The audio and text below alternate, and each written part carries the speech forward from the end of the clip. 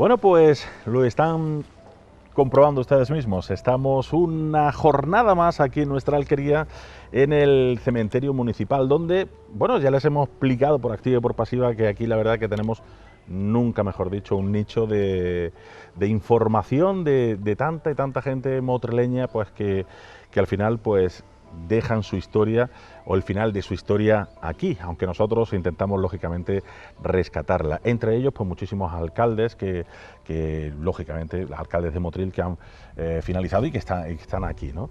Nosotros estamos repasando tantas y tantas zonas de este cementerio. Recordamos que empezábamos por el patio 2, que bueno, recordábamos también que era el cementerio inaugural, ¿no? Vamos a decirlo así. El primer cementerio era simplemente el patio 2, luego se empezaron las siguientes ampliaciones. Y con don Manuel Domínguez que vamos a seguir repasando, ¿no, Manolo? Estábamos en el patio 2, estábamos nos venimos en el patio 2, al 1. que era, decíamos que era el origen del cementerio, fue el patio 2. Exactamente. Y el patio 1 la ampliación, que se hace a finales del siglo XIX, pero ya existía el patio 2 desde la epidemia de cólera de los años 30, es decir, de 1833-34, que se hace el patio 2 para enterrar pues, a los muertos de cólera. Todavía en esa época se seguía utilizando, lógicamente, el cementerio del Carmen, hasta que cuando se termina este cementerio ya se cierra el cementerio del Carmen y empieza a usarse este como cementerio. Lógicamente parece que este primer cementerio debió ser muy pequeño porque tenía 4 marjales, los 4 marjales originales, es decir, de los 2.500 metros cuadrados, 2.000 metros cuadrados que tenía el cementerio. Por eso se le decía los 4 marjales, en plan medio de bromas en Motril. Pero es que curiosamente medía eso. Medía eso en la viña Cazorla, esto era una viña de la familia Jiménez Cazorla, y aquí se hizo ese cementerio y después se amplía con este que hoy conocemos como primer patio, pero en realidad fue el segundo patio. Y un poco pues se le quiere dar un poco de prestancia al cementerio. Estamos hablando del siglo XIX, de la segunda mitad del siglo XIX, cuando los cementerios empiezan a tener cierto valor, no solo desde el punto de vista de su uso tradicional, sino también del valor, realce, ¿no? El realce, un valor estético al cementerio, y por eso se hace este segundo patio, en vez de tradicionalmente cuatro muros y enterramientos en el suelo, pues aquí se empieza a plantear ya pues los mausoleos, y se hace este patio incluso con una capilla que no debía tener, o si debió tener alguna capilla, debió ser una capilla prácticamente pequeñísimas y tal, y ya se hace una capilla, y este patio costó también su tiempo en hacerlo. Contábamos también que se hizo la obra con los presos condenados a trabajo forzado, que estaban en la carretera, construyendo la carretera de Motril Granada, y se hace con esos presos, y fue un proceso bastante largo. Además, como la ley permitía, en esos años permitía que se pudiera vender como acciones, de alguna manera, por anticipado, el tema de la construcción, se vendió así a las familias más importantes de Motril de aquella época, pues los nichos y los mausoleos, y con ese dinero es como se pudo construir para posteriori, es decir, primero recaudaron, primero hicieron la venta, y a posteriori construyeron el cementerio, porque seguramente el ayuntamiento no tendría dinero suficiente como para construir esto. Aún así, bueno, un cementerio sencillo. Sí, es muy sencillo, muy austero, es decir, estamos hablando de la época, estamos un poco en la época del romanticismo, los cementerios como lugares románticos, y bueno, pues de Motril tampoco se hizo con gran prestancia, pues seguramente tampoco habría demasiado dinero, no se puede comparar, por ejemplo, con cementerios de gran valor histórico, artístico, puede ser Granada, el cementerio de San José en Granada, y donde pues evidentemente la prestancia, la pomposidad, pero es un cementerio sencillo, está bien construido, no está mal construido, el diseño es muy simple, una planta rectangular, con nichos en las paredes, con 4 esquinas dedicadas en principio a osarios y a enterramientos de niños, aunque después alguna se modificó para capilla de los Díaz Moreu, de la familia Díaz Moreu, y osarios en las esquinas, y la parte central se divide en 4 partes que se dedica pues, a enterramiento en tierra mediante mausoleo. Es el diseño muy simple, ¿no? Muy austero, muy simple, más cuando casi todo se piensa en la construcción de 500 nichos, 500 y pico nichos que tiene este primer patio, 558 creo que era la cifra, que originar para dedicarlo fundamentalmente a entierros nichos, ¿no? Es decir, el espacio para mausoleo es muy pequeño. Es verdad que para mausoleo también se adaptó el segundo patio, el patio original, pero en términos generales se había pensado en este. Hay planos del cementerio, están los planos del cementerio, están los planos de la capilla, se conservan todas las obras, todos los planos de la obra en el archivo municipal, y se puede seguir un poco la historia del cementerio, pues basado en esa serie de documentos que tenemos. Y para nosotros también, pues es un yacimiento de información, claro, lugar de personalidad. Lugar de memoria. Es verdad que es prácticamente imposible contar la historia de todos los personajes que hay aquí, que hay muchísimos, bueno, algunos de la historia de Motril, pero bueno, algunos citaremos, porque si no es imposible, ¿no? Porque evidentemente nos llevaría años a hablar de cada uno de los personajes, porque además hay personajes que tuvieron una gran relevancia en la historia local, cualquiera de ellos, desde cronistas militares, alcaldes, concejales, médicos, grandes propietarios, banqueros, terratenientes. Tenemos aquí toda la historia de Motril, sobre todo el siglo XIX, y al final de la segunda mitad del siglo XIX hasta la actualidad, ¿no? Es decir que incluso, entre comillas, gente de aristocracia, marqueses, políticos, sí. el alcalde motrileño, es decir, que esto es historia pura de la memoria de la ciudad. Yo, aparte, la necesidad de espacio ha hecho que muchos de los nichos se hayan reutilizado, ¿no? Es decir, quizás eso ha hecho perder un poco la memoria de este cementerio, pero bueno, todavía se conserva una parte importante de la memoria de la ciudad. Esto de los cementerios nuevos, ¿no? Yo diría que en los últimos años es cuando la historia también se ha dedicado un poco al estudio de los cementerios. Es decir, antes estas cosas no se estudiaban, pero desde los años 90 aproximadamente muchos historiadores empezaron a estudiar los cementerios.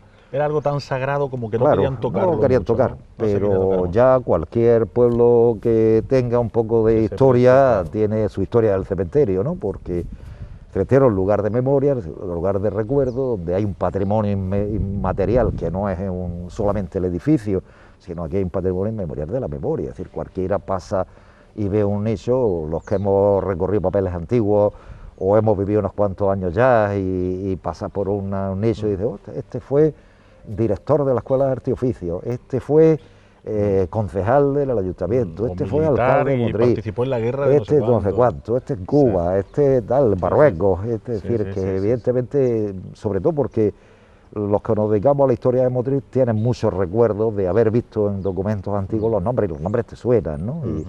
Y bueno, y mucha gente que has conocido y que han tenido relevancia en la ciudad, y otros muchos, pues que, como nos pasa a casi todos, que somos irrelevantes, en el futuro pasamos más desapercibidos.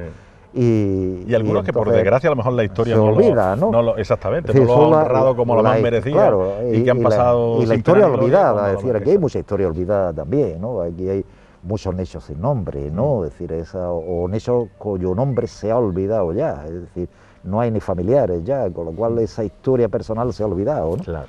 Y es un poco lo que decías tú, que intentamos recuperar, un poco el valor de esto, ¿no? El valor de este campo santo de Motril, que no solo hablamos de arquitectura, porque también tiene sus rasgos arquitectónicos, pero sobre todo tiene memoria, sobre todo la memoria de la ciudad. El contenido. Y bueno, si bien esta parte del patio ya lo hacíamos en nuestro programa anterior, veíamos a la familia Rabasa, hablábamos de tantas y tantas personas, como decimos, reconocidas, ¿no?, que hay aquí, y nos encontramos también, pues precisamente pasábamos por la familia González Carrascosa, donde aquí, Manolo, tenemos un alcalde motrileño. No lo vamos a hacer cronológicamente, esto de repasar los alcaldes, porque luego cuando pasemos a la otra parte del patio estarán allí pues Díaz Moreu, tendremos Emilio Garballo, etcétera, etcétera. O sea, alcaldes que, si bien te parece, podemos hacer también una mención, recuperar esa historia, dedicarle unos minutitos, por ejemplo, a don Escribano Castilla, ¿no? Que yo creo que Juan Antonio Escribano Castilla. Don Juan Antonio Escribano, lo digo porque sobre todo la gente es la memoria más fresca, ¿no? Sí. Yo creo que todavía la gente lo reconoce, lo conoce, tienen recuerdos de él, tenemos todavía nombres puestos del que es el estadio, etcétera, etcétera. Juan Antonio Escribano Castilla. Pues alcalde de Motril del año 70. ¿Tú lo conociste? Yo lo conocí muy bien y tengo gratísimos recuerdos de su persona. Alcalde de Motril de los años 60, donde él tuvo una labor muy importante, que era modificar esta ciudad. Modificar. Es decir, yo me acuerdo que escribí el prólogo que su hijo, del libro que su hijo Juanjo Escribano hizo sobre su padre, y un poco sus memorias, sus recuerdos sobre su padre. Yo el prólogo lo decía, le tocó cambiar la ciudad, es decir, es cuando Motril da el paso de pueblo a ciudad. Y fue tan grande el cambio que el Motril de los años 70 es irreconocible con respecto al Motril de los anteriores, de los años 50. Fue la época de desarrollo urbanístico, que podamos discutir si es de sola manera o de otra, pero eso da lo mismo ya en el tiempo. El desarrollo urbanístico, el desarrollo se pone a la celulosa, que aquello fue un revulsivo total. Motril se abre un poco al tema turístico, se introduce pues ese Motril en la modernidad, es el cambio. Estamos hablando de institutos, estamos hablando del colegio menor, estamos hablando de un montón de cambios que sufre la ciudad, y es una ciudad que en los años 60 sale de ese pueblo que venía arrastrando pues desde los años 40, años 50, tan atrasado en el tiempo y tal, y se moderniza a pasos agigantados. Y bueno, pues a Escribano le tocó pues ese momento histórico donde la propia nación estaba desarrollando su época del desarrollismo, ¿no? Hacía la época del desarrollismo, pues a él le tocó pues también esa época. Y bueno, pues la verdad es que un cambio en la ciudad fue muy, muy importante. El cambio de los años 60, del Motril de los 60 a los 70, estuvo Juan Antonio Escribano hasta el... Puede ser uno de los alcaldes que más ha influenciado yo creo que el cambio, ¿no? Ese cambio rápido. Sí. Todos, lógicamente... Sí, evidentemente todos hicieron su parte, ¿no? Su parte, pero ¿no? También muchas veces cuando te toca... Pero le tocó ese cambio, es decir, el país estaba cambiando y Motril estaba cambiando. Todos recordamos las Semanas Verdes, ¿no? Aquello fue un revulsivo impresionante para la ciudad, ¿no? También a Escribano le tocó cambiar las fiestas de octubre a agosto. Es verdad que se duplicaba en aquella época, feria de octubre y fiestas de agosto, con más visión turística quizás de la ciudad. Todavía éramos el kilómetro cero de la Costa del Sol, el kilómetro cero. En esa época, un nombre que le puso Paco Pérez, cronista oficial, y que también está enterrado en este cementerio, ¿no? Y le tocó un cambio muy importante. Además fue un hombre muy cercano con la gente, ¿no? Por eso es tan de tan buena memoria en la ciudad, ¿no? Fue muy cercano y además... Yo te voy a decir eso porque mucha gente decía, a los de izquierda decían que eran muy de derecha y los de derecha decían que eran muy de izquierda, ¿no? Sí. Aunque estaba dentro de... Estaba dentro, bueno, era un alcalde de la época que le tocó vivir, claro, ¿no? Es decir, que uno es cuando uno era muy del pueblo, muy de la gente, muy de las personas. Fue un hombre muy cercano. Cosas, tenía rasgos de simplemente quería... Vamos, yo hablé muchísimas veces con él, precisamente tomaba café con él muchas mañanas, y sí que me contó grandísimas cosas de la historia de Motril, de aquellos años, cómo se hicieron las cosas y tal. Y es un hombre que sintió Motril y sintió su pueblo y ya está. Es decir, sencillamente le tocó ser un alcalde en una época porque la única ideología que había era la franquista, pues fue alcalde franquista. No tiene mayor trascendencia en ese aspecto.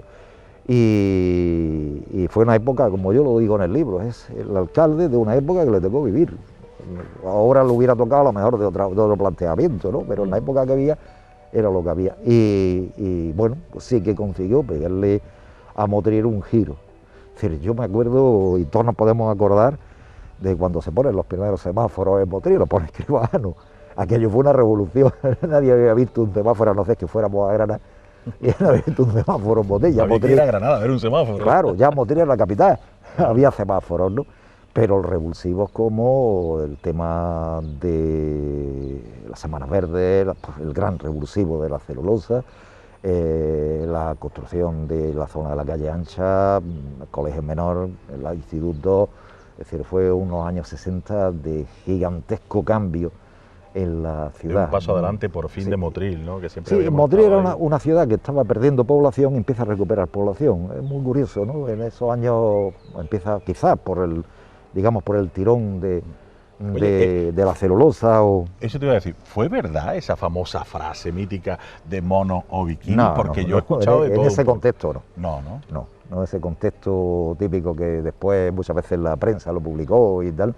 No, vamos. Eso sirvió un poco como reclamo, sí, pero se intentaba todo, se intentaba con turismo y se intentaba industria, ¿no? Aquí había que pelear por todo. Otro revulsivo fue, por ejemplo, conseguir la instalación del radar del ejército en el Conjuro, que trajo mucha población a Motril, de tipo militar, que también trajo riqueza a Motril, trajo dineros a Motril, y bueno, en la época del desarrollo de los años 60 del comercio motrileño. Motril siempre tuvo buen comercio, pero los años 60 fueron muy buenos en ese aspecto, ¿no? Y la época donde se asfaltan calles, se iluminan calles, es decir, también obras públicas. De la playa, los árboles, eso eran anteriores. Eso fue un poquito años anteriores. La celulosa, porque yo creo que la gente fue, lo reconocen. Escribano, celulosa. Sí, es la época en que se hizo... Su mayor logro, sí, en la época se hizo celulosa. Celulosa fue un auténtico revulsivo de la economía motrileña. Una fábrica de ese calibre a Motril. Motril estaba dedicado fundamentalmente al tema de la caña de azúcar y poco más. Y las fábricas azucareras, que ya quedaban pocas, el Pilar y alguna otra más, de Cienfuegos y tal, unas pocas fábricas. El que Motril se instalara por el INI, la fábrica de Pamel, pues fue una auténtica revulsiva, cantidad de puestos de trabajo, ¿no? Eso influyó muchísimo y también le pilló la época del boom de la construcción, ¿no? Es decir, que también fue unos años de una construcción muy intensa en la ciudad. Es verdad que la ciudad pierde en los años 60, pues, y ya continúa 70 y 80, pierde pues prácticamente la visión del Motril del principio del siglo XX, que se había mantenido intacto. Motril es que había crecido poquísimo, pues había incluso durante la primera parte del siglo XX había sufrido pérdida de población, ¿no? Y en los años 60 empieza a recuperarla, ¿no? Se convierte en un polo de atracción. La relación con Balduino y Fabiola. La relación con Balduino, los intentos turísticos, es decir, que fue un hombre que le tocó vivir y además una época le tocó vivir de desarrollo y además intentó pelearlo por su ciudad, es decir, que es lo más importante. Y lo importante que yo creo que es cuando nos pasará todo, o que querremos todos cuando nos encontremos por aquí, que se nos recuerde con cariño, ¿no? Sí, claro. Sea de un lado, de otro, de tal, pero al final se nos recuerda, yo creo que a Juan Antonio Escribano Castilla, con muchísimo cariño, ¿no? Se le recuerda con hombre, por eso era un hombre cercano, ¿no? Y además es que como yo digo, es que fue un año, los que lo vivimos lo notamos, ¿no? Es decir, como Motril cambió. Es decir, lo cambió de una forma radical, es decir, la conversión de pueblo a ciudad, ¿no? Es decir, fue esos años, ¿no? Y bueno, pues un alcalde y la corporación y sus corporaciones pues intervenieron. Que supo tener la visión y la mano izquierda y derecha, ¿no? Derecha, sí, o sea, la mano izquierda y derecha para llevar a uno y a otro, ¿no? Porque al final había que llevarlos a todos, ¿no? A todos. A los suyos y a los que no eran suyos. Yo creo que fue un buen alcalde, en la época que le tocó vivir, lógicamente, fue un buen alcalde de la ciudad y por eso además es recordado, ¿no? Yo siempre lo recuerdo de niño me acuerdo perfectamente, cuando el asfaltado y la iluminación del camino a las cañas, yo lo recuerdo visitando la obra y lo recuerdo pues perfectamente, ¿no? Estaba siempre muy preocupado que hay que arreglar Motril, que hay que intentar, porque hay pocas luces, hay pocas, y evidentemente era una ciudad que estaba muy atrasada, ¿no? Y bueno, pues fue esa época y Juan Antonio Escribano Castilla fue el protagonista el gran protagonista, porque es verdad que luego con el tiempo todo nos parece muy fácil. Bueno, sí, no, es que esto parece que vienen las cosas solas, pero hay tenemos la memoria corta, ¿no? Claro, y hay que tener eso por la visión en ese momento de saber hacer las cosas, tender manos al lado y lado y saber encauzarlo todo, ¿no? Después vinieron los otros alcaldes que también trabajaron mucho, antes otros alcaldes, quizás las condiciones de los 60 fueron distintas a los alcaldes de los años 50, de los años 40, que fueron muy duros en Motril, muy complicados, pero a Escribano le tocó la época del desarrollismo en España y supo aprovecharla para ver que meterse tarea para su pueblo, y ya está. Que yo no era alcalde, yo había sido ya en 2 etapas concejal, en la segunda etapa con don Enrique Montero, en paz descanse.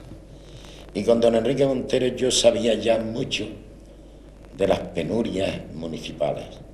Era un hombre que hacía de las pesetas, hacía duro. Es decir, pagó una cantidad de deudas que tenía el municipio. Entonces yo sabía todas esas penurias porque había estado conviviendo y viviendo con él.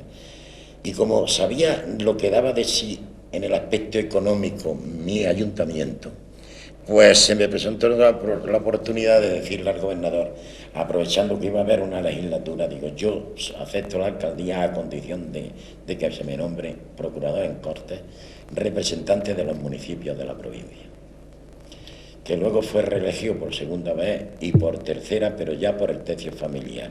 Estuve más de 10 años posiblemente entre una y otra, ganando 1.200 pesetas cuando entré y 5.000 pesetas mensuales cuando salí. De alcalde, por supuesto, nada. Bueno, entonces, sabiendo todas esas cosas, lo único que yo pensaba es que había que apretar el acelerador a fondo, el acelerador de la imaginación. Había que sacar dinero donde fuese y como fuese. Y entonces me incrustaron en 2 comisiones de carácter fijo, la de Agricultura y la de la Vivienda. Y yo, la verdad es que en el escaño mío, en los 10 años, quizás no me habré sentado 10 veces, porque lo que hacía era acechar al ministro del ramo que me agradaba, porque tenía que empujarle a algún proyecto que había por hacer.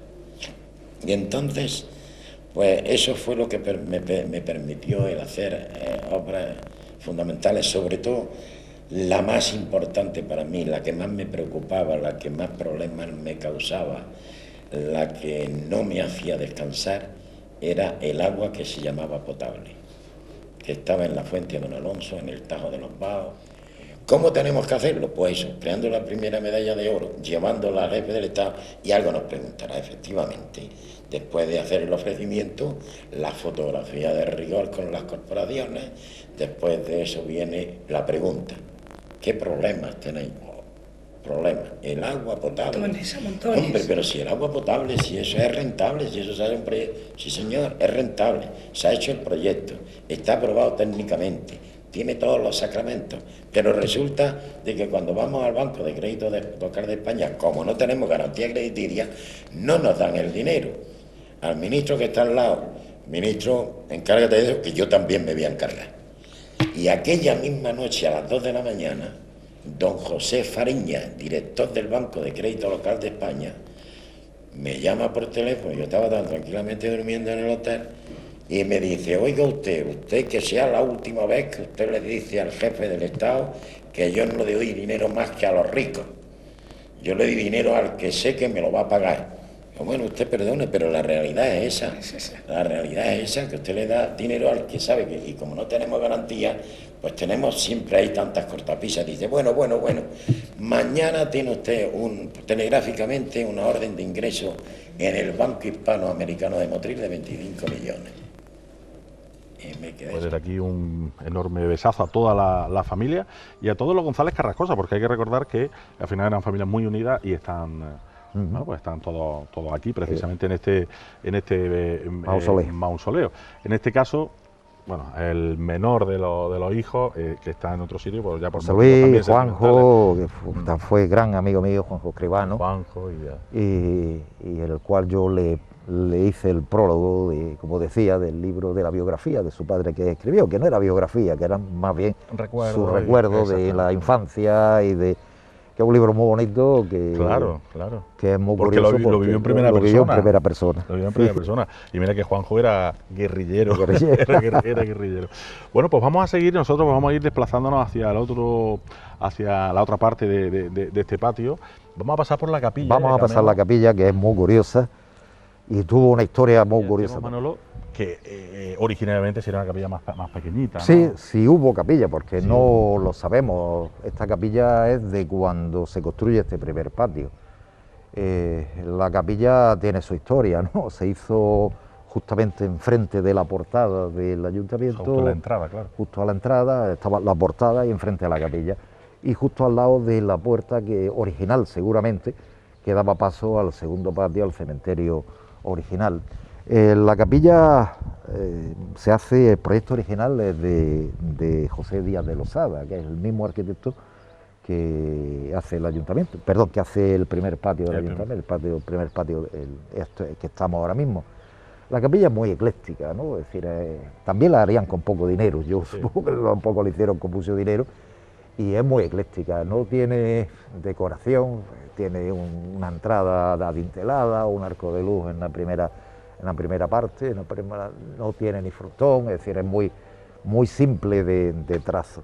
Pero costó mucho trabajo construirla, que es muy curioso, ¿no? Porque cuando en 1872, se empieza en 1863, en 1872 se pierden los planos y no se sabe qué hacer con la capilla, porque los planos originales de Díaz de Losada no se encuentran y el ayuntamiento no sabe qué hacer con la construcción de la capilla y le encargan la corporación con un valor de 2.300 pesetas, que era dinero para entonces, a la construcción a otro arquitecto. Precisamente es el alcalde de la República, de la Primera República de 1873, que se llamaba Francisco Hernández Martín, el que decide terminar definitivamente la capilla. En intermedio de las obras interviene otro arquitecto del ayuntamiento, las obras no salen bien y curiosamente en 1873 le encargan la terminación de la capilla a Antonio Díaz de Losada, el hijo del primero que empieza a hacer la capilla, y bueno, pues ante los fallos constructivos que había tenido el anterior arquitecto municipal, tienen que derribarla entera y empezar a hacerla de nuevo, es decir, que indudablemente las obras debieron concluirse sobre 1876-77 aproximadamente, y es muy simple, es decir, es una capilla pues, que no tiene ninguna decoración. Si la podemos ver por dentro, es una capilla casi cuadrada, con capilla mayor, en la parte también muy poco profunda, cubierta con bóvedas sobre pechinas, y muy simple en decoración, muy austera en todos los aspectos, solamente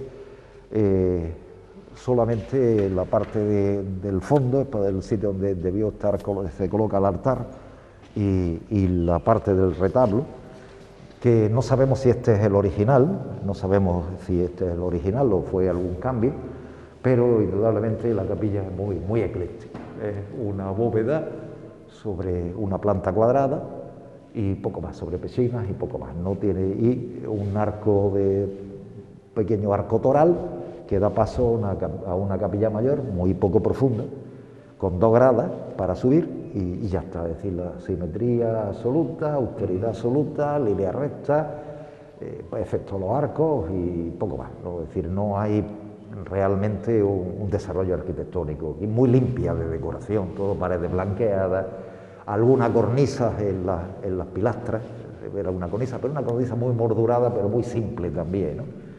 Y poco más, ¿no? La capilla no tiene, a pesar de esto, para construir esto tardaron 10 o 12 años, ¿no? Es decir, que fue complicado hacer esta capilla, ¿no? Cuesta entender, ¿no? De que ha sido una cosa tan sencilla y que tuviera incluso sus fallos, tuvieran que hacerla de nuevo. Retirarla, hacerla de nuevo, es decir, que fue una capilla complicada de hacer, aunque el espacio es muy pequeño, ¿no? Porque aquí, curiosamente, no está pensada.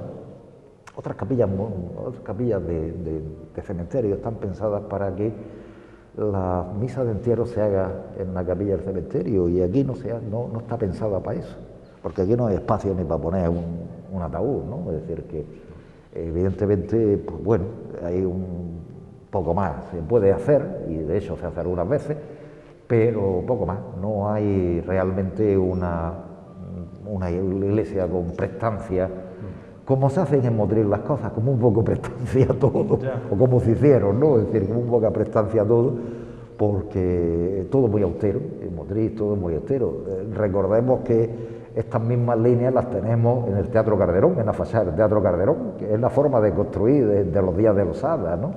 Y curiosamente las formas son las mismas, es decir, si contemplamos la entrada del cementerio nos recuerda el modelo de la fachada del Calderón. Ese es el modelo tradicional de los Díaz de Losada, ¿no? se hace con poco dinero, supongo. Da la impresión de que se hace con muy poco dinero, se hace con dificultades. Y eso da pues que la capilla sea pues, una capilla muy pequeñita, muy austera. Sencillita. Sencilla pero necesaria. Sí, necesaria, necesaria con sus sacristías en la parte lateral lateral izquierdo de la capilla, pero con muy poca decoración exterior, ¿no? Es decir, nada, prácticamente ni siquiera se enmarca la puerta como hacen muchas veces. Muchas veces las puertas se enmarcan con pilastras o cualquier elemento de decoración, pero aquí no, aquí está todo muy limpio. Todo sencillo. Sí, un arco de luz en la parte superior y poco más. Y poco más. Bueno, pues nos queda esta parte del patio 1, que si te parece lo vamos a dejar para la semana que viene. Y es que, como bien están viendo ustedes, nuestra visita en la Alquería aquí a nuestro Campo Santo estira para muchísimos programas, porque no se trata solo de arquitectónicamente comprobar bueno, pues cuándo, las fechas, etcétera, ni los modelos, como digo, arquitectónicos de nuestro Campo Santo, sino también de recordar la historia precisamente de las personas que moran aquí con nosotros. Hemos estado recordando nada más y nada menos que al señor Escribano Castilla, ¿no?, alcalde de nuestro municipio, y lo hemos recordado con muchísimo cariño, pero yo estoy seguro que la semana que viene, en este mismo programa de la Alquería, en esta zona, también en este patio, vamos a encontrar, como decíamos, a Emilio Garballo, a Díaz Moreu, etcétera, etcétera. Algunos alcaldes también y otras personalidades que seguro que vamos a recordar con todos ustedes. Como digo, aquí en la Alquería, la semana que viene, así que no nos falten. Adiós.